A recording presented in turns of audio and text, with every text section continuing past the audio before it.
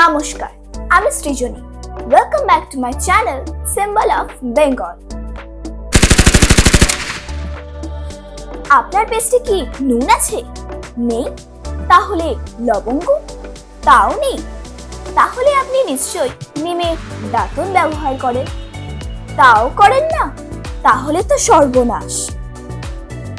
ছাড়ো, আর ভেবে লাভ নেই, যা হওয়ার তো হয়েই গেছে। এবার অন্তত কষ্ট করে ডাক্তার আঙ্কেলের কথাগুলো শোনো।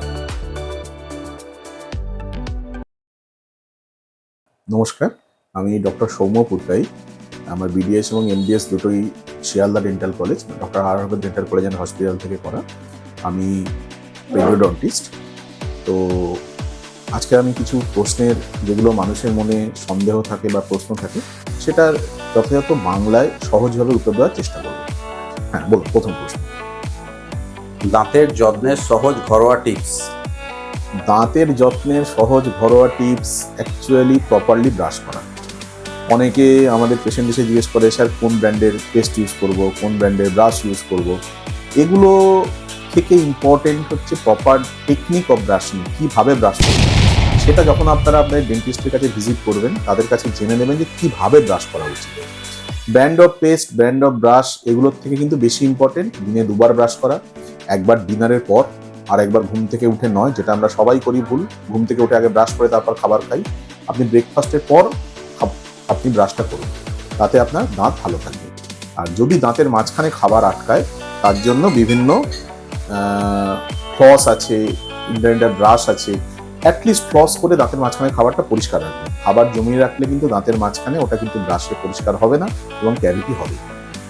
আচ্ছা ডাক্তারবাবু, আমাদের পরের প্রশ্ন হচ্ছে, বাজারে হাজার রকম পেস্ট পাওয়া যায়, যেমন কেউ বলে যে এটাতে নুন বেশি আছে, তো লবঙ্গ আছে, তো মানুষ বুঝবে কি করে কোনটা ভালো কোনটা ঠিক না? কেউ কিছু বিজ্ঞাপনের জন্যই দেওয়া হয়।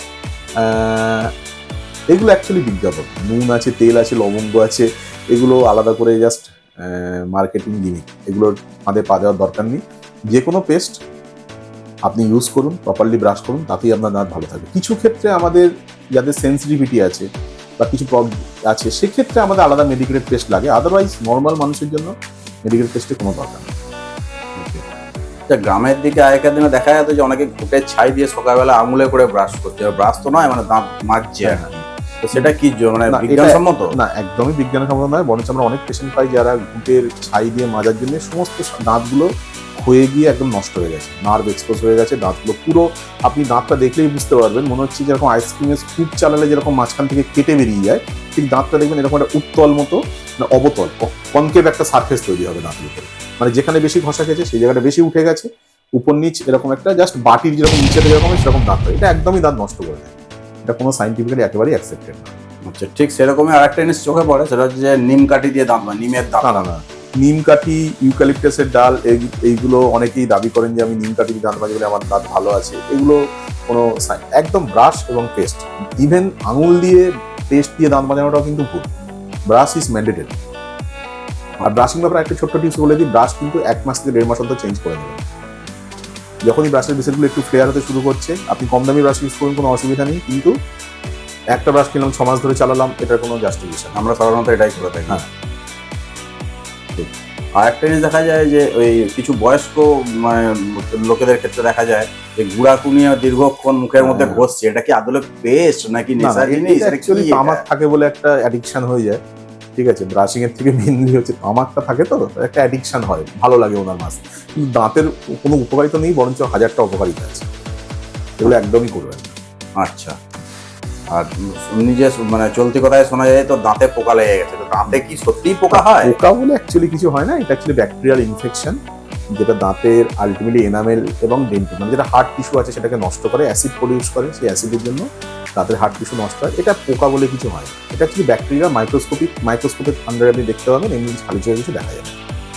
আচ্ছা, আর ক্যাভিটিটা মানে শব্দের অর্থ কি? ক্যাভিটি বলতে কি বোঝায় বা কি করলে হয়? বললে অ্যাকচুয়ালি ক্ষয়ই বোঝায়। ক্যাভিটি মানে কিছুই নয়, আপনার খাবার জমছে যেখানে, সেখানে ব্যাকটেরিয়া গ্রো করছে, কারণ যে খাবারটা আমরা খাই সেটাই ব্যাকটেরিয়া খায়। তো ফুড পেলেই ও গ্রো করবে, গ্রো করলেই ওখানে ও অ্যাসিড সিক্রেট করবে। সেই অ্যাসিড সিক্রেশনের জন্য দাঁতের যে হার্ট টিস্যু আছে সেটাকে আস্তে আস্তে ইরোড করবে, যেটা আমরা এক্সরেতে কালো দেখি। কালো মানে কি, ডেনসিটি কমে যাচ্ছে। ব্যাকটেরিয়া আমরা দেখতে পাই না এক্সরেতে, কিন্তু যেখানে আপনার মিনারেলটা বেশি ক্ষয় করে দিচ্ছে সেখানে কালো আসবে। যেমন হাড়, আমাদের হাতের বা পায়ের হাড় ভেঙে গেলে যেখানে ভাঙা পোষে সেটা কালো আসে, বাকিটা সাদা আসে, এটাও ঠিক তাই। রেডিও ওপেক রেডিওলুশন, তো ওটা যাই হোক বুঝতে পারবেন না। তো এটাই হচ্ছে ক্যাভিটি। ক্যাভিটি মানে দাঁতের ক্ষয়। ঠিক আছে।